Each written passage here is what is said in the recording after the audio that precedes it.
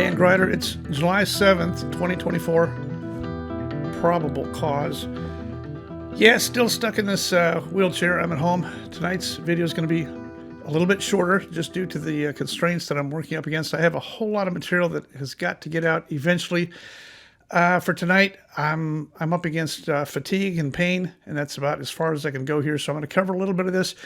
We have a little bit of celebration to do concerning statistics, and I'll get into that in just a minute. But first of all, if you're in the live chat with us here this evening, welcome, and I appreciate that. And CT, I want you to know your T-shirts came in. Thank you very much. All you other regulars out there, Amy, Heidi, Miss Randy, all you guys that are always in there. There's probably 50 of them now that I know on a first-name basis from the live chat. I appreciate you checking in and saying hi and paying attention. It means a lot, and I think we're doing some really good stuff. Before we go any further, I got to stop and say happy birthday to my mom, who turns 92 today, and it's July 7th, her birthday. So what we're going to do is we're all going to sing happy birthday to her at the same time. So if you want to step outside on your own front porches and sing in unison across... No, that's a bad idea. We'll skip that. Anyway, here's a picture of my mom and my dad. My dad turned 95 in March. My mom's 92, and they're both doing fine. As you can tell, they enjoy eating cake. My mom is a Swede her parents immigrated from Sweden. Pretty cool story. We'll get on to all the rest of that stuff later on. I got a lot of material I got to get caught up on here eventually. As you can tell, I was in a little mishap here, and it's all going to be good eventually. I'm going to be laid up for several weeks on this thing. Let's take a look at the June data. I know it seems like we've crashed a whole lot of airplanes here back to back to back to back, but I want to show you the data here. We're actually still doing really good. Here's June. I'll put it on the screen here. As of last week, remember the 414A, that's accident number 16 last week. The VMC roll, Michael Lewis, age 67. I did get a good comment from somebody that had the water truck. Ironically, in that 414 crash, the water truck was the first on site. They're the ones that spread the water and got the one survivor out of the airplane. There was 3 people on that 414.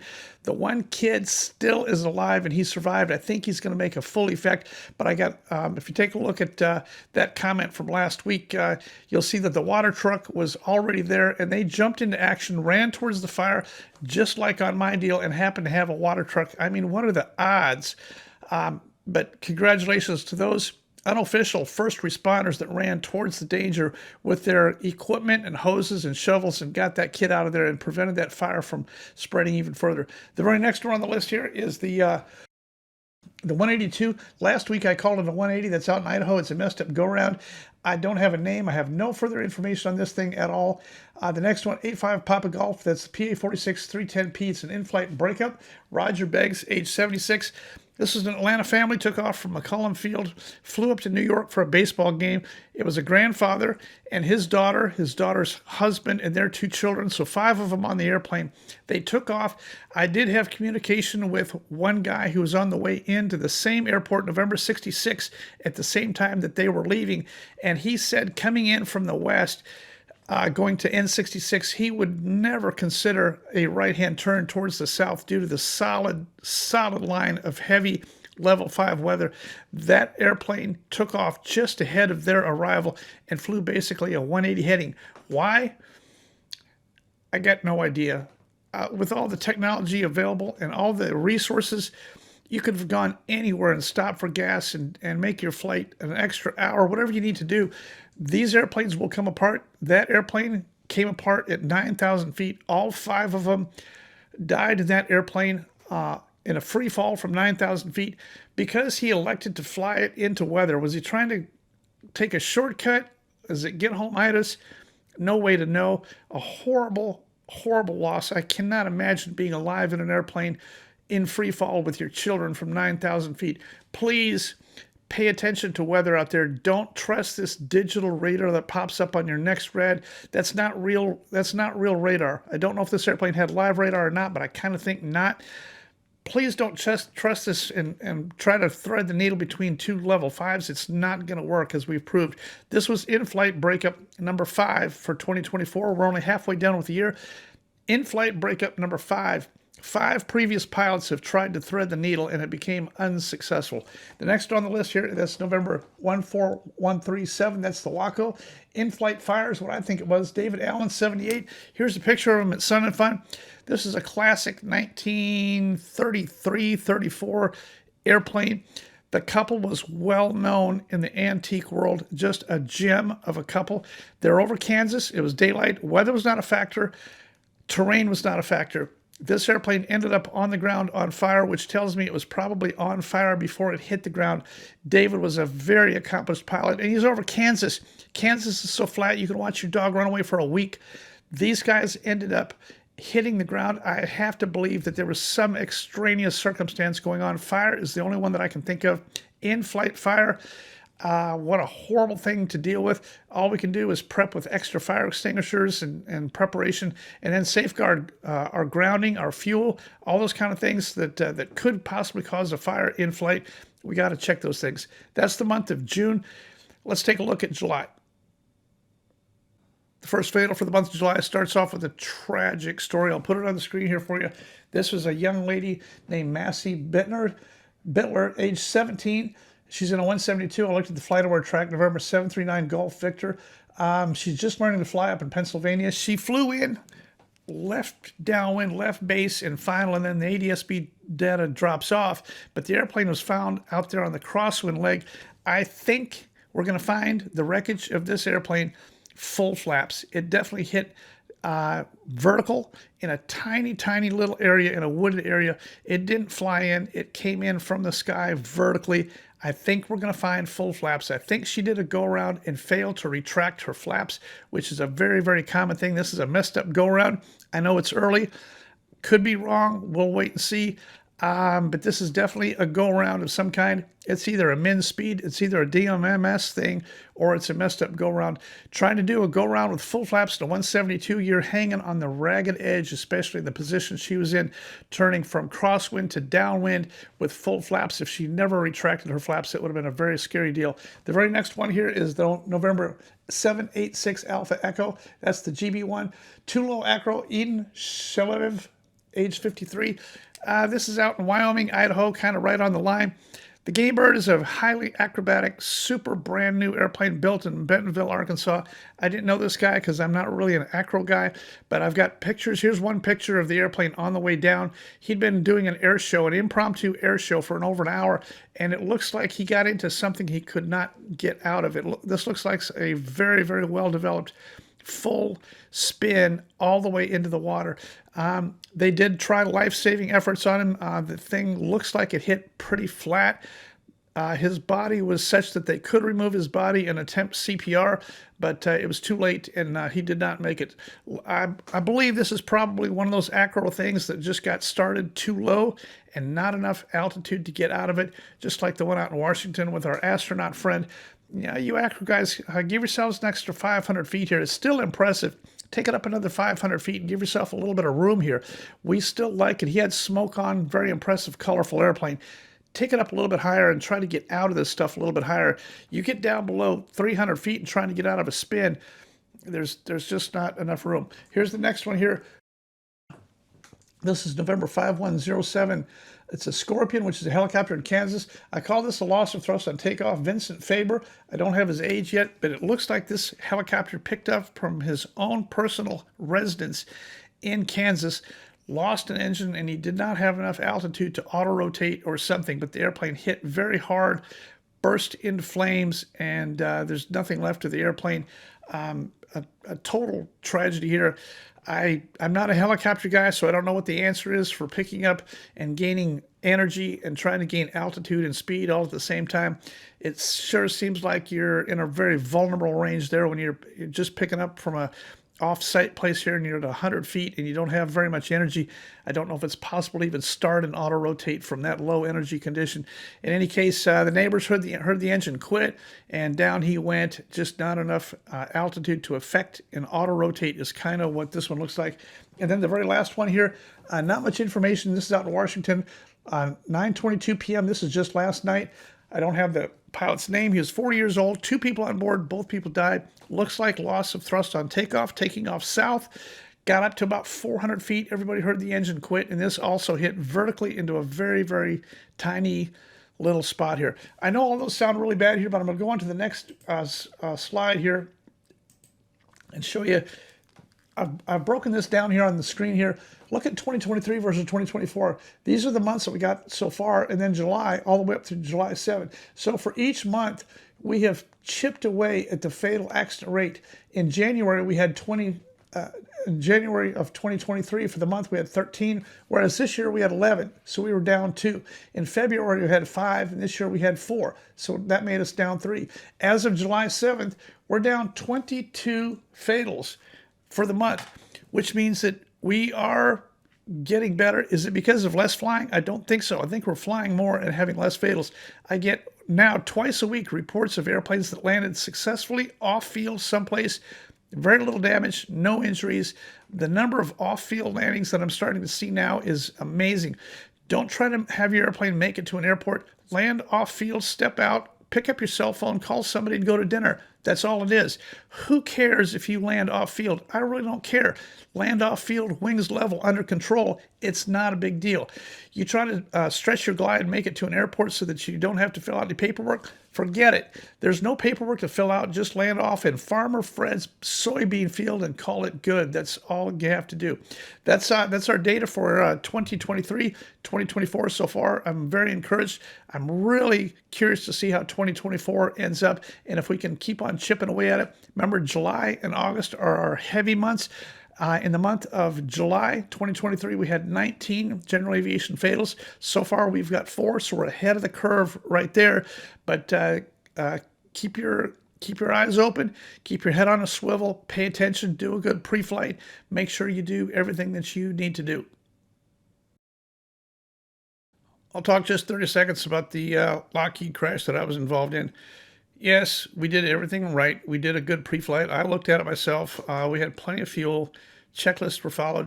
You have to remember when the Lockheed was built back in 36, I'm not convinced yet that the tail wheel locking feature was even available on brand new airplanes back then. Most of these airplanes were modified, especially the Beech 18. The original Beech 18, I believe, was built without a locking tail wheel mechanism and was only added later on when guys kept on ground looping them.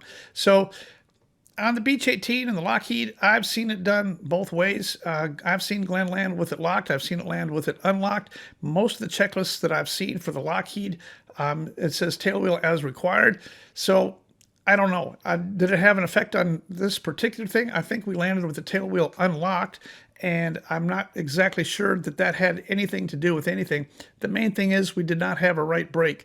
The left brake was solid, the right brake was spongy, and as soon as he tapped both brakes together, it caused the airplane to veer 30 degrees to the left. It was not a 90-degree left-hand turn. It was just a gentle left-hand turn. I think if the tail wheel had been locked, we would have had about maybe a 18-degree left-hand swerve, which would have put us into a fuel tank. So I'm actually thankful that we ended up where we did end up. Yes, it was a brunt blow to the airplane and to all of us, but the airplane did not catch fire. We were able to get out. Once again, our thanks to the first responders out there that night and all the rescue efforts and everything, the equipment, the jaws of life, the people, everything that came out and got in place to help us. And the good report is that all 3 of us are going to live to fly again. Glenn is home. The other guy is also home. I am home. I am, as you can tell, still in a little bit of pain and fatigued. I think it's getting better, and I'm just going to keep my leg elevated and keep it cool and iced and stay off it here for the next several weeks and hope for the best. I got a couple other topics we're going to talk about next. This has to do with the Chevron decision. So in the legal world, there's this thing called the Chevron decision. It has to do with the nature of courts and the conservative versus liberal opinion of courts and how the courts work. There's been a decision on the books for a long time that's been cited more than 1,800 times called the Chevron decision. It has to do with how the courts handle appeals and moving cases up the chain, just like the Trent Palmer case.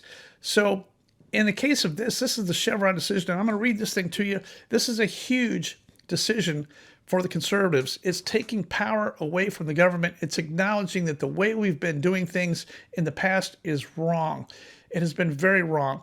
All it's saying here is that the reliance on the lower court's earlier decision and reliance on the expertise of the lower court is incorrect. We have to judge each case on the merits. When it gets to your court, your appeal, your area, you have to judge it on the merits without any bias towards the previous decision by the previous lower court.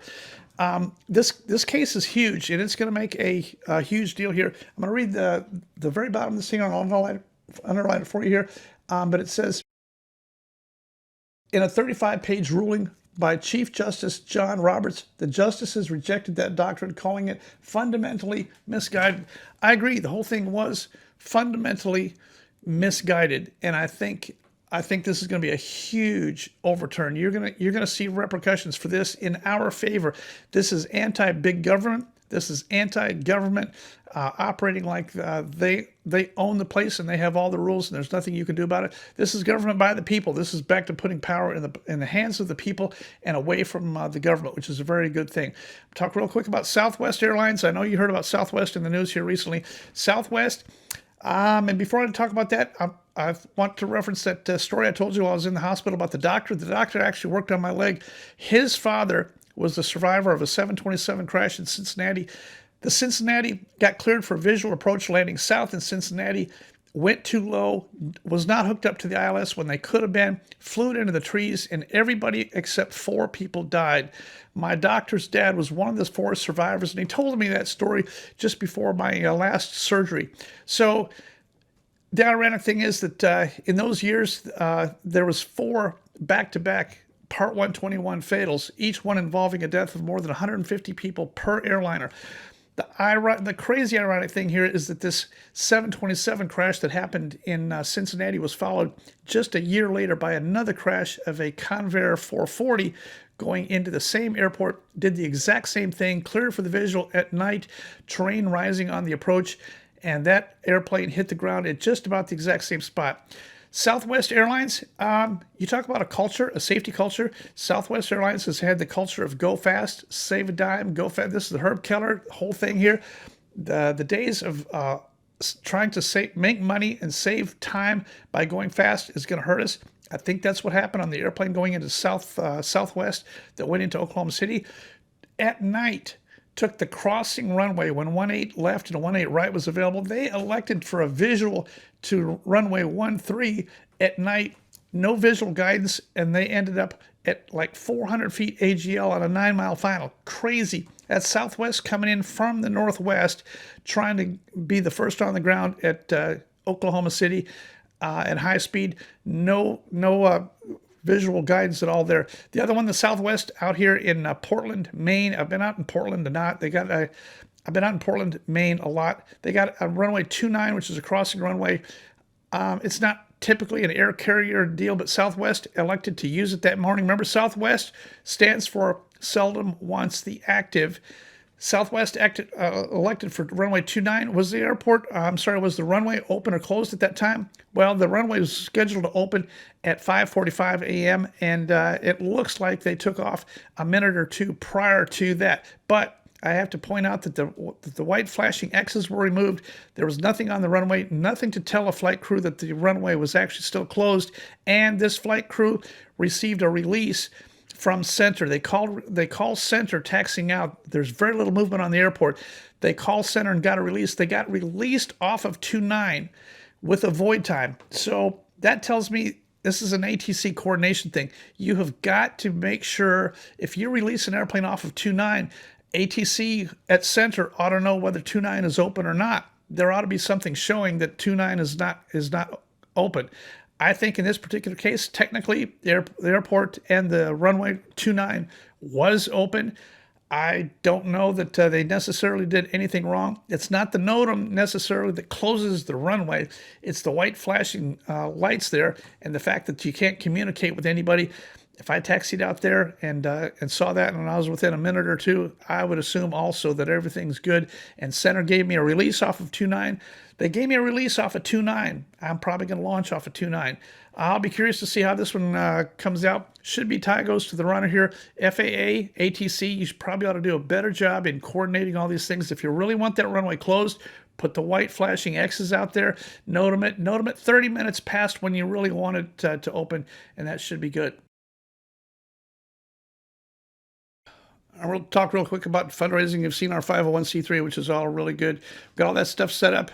If you'd like to visit that and help out, those tax-deductible donations go direct towards that fund. Our board of directors can only approve money coming out of that fund, and that's a really good thing. If you want to support me individually during my little time of crisis here and downtime where I'm unemployed and unable to work, I sure super appreciate that. That helps out a lot. If I had enough people willing to donate $1 or $2, that would definitely help towards bread, milk, eggs, and cheese here at the house, but certainly not required. I want you to watch the videos and stay alive out there. If you want to help me individually, Zelle, PayPal, Cash App, and Venmo are the ways to go. Last thing I'm talking about is EAA, and I don't have time to get into it right now, but remember there's a thing called a brasher. EAA typically, over the last 30 years, has never issued a single brasher. It sets up a culture of cowboy, reckless, can do anything you want. That's what caused the problem last year in the fatal midair out there. The other thing that I found out here is that the fun fly zone, where all this happens down south of the main control tower, you're still a Class D airport. You're still obligated to 61-129, all the limitations, because you're not in waivered airspace. If you want to make a takeoff, you have to talk to the control tower. There is no waiver. They have a NOTAM. They don't have a waiver. If somebody can explain to me how this is possible, I'd sure like to know how they're getting away with all of that stuff there. I've got a letter going into EAA and FAA in the next 7 days here, a certified letter, putting them on notice. I don't like it. I don't see how you're doing this. I don't see how it's possible. You got no waiver. You got people taking off and landing within the Class D without talking to ATC, and you got no waiver to back that up. I don't see how. You tell me how that's even possible. All right, I'm going to get out of here because I'm in pain, and that's all I can do here today. I appreciate you hanging with us here. Next week, I'm going to get rid of this. I can tell you right now, I don't like having a beard, and I've just not been able to shave here yet, but I'm getting better. I'm getting stronger, and I'm going to be able to sit up and get some hot water and eventually, in the next week, I hope to get a nice, clean, hot shower. It would be totally amazing, but I've done well here. I'm well taken care of, and the crew here at the house has helped me out a lot. I'll get out of here and get this video up and on the air. I appreciate you guys hanging in here on Sunday night, and I'm going to get this leg elevated and get back to bed for my tiny little itty-bitty fledgling YouTube channel, Dan Grider. Probable cause.